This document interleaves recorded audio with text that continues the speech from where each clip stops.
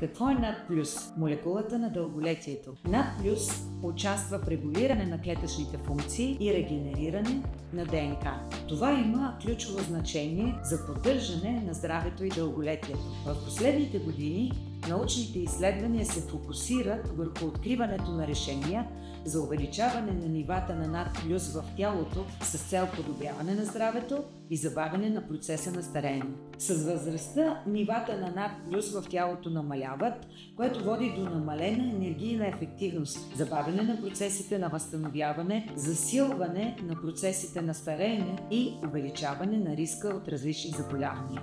Най-иновативните научни открития към момента са НР и НМН, доказано най-ефективните добавки за повишаване на нивата на NAD+ в организма. Последните 2 години аз приемам NAD+ бустери, следвайки иновативните разработки в сферата на дълголетието.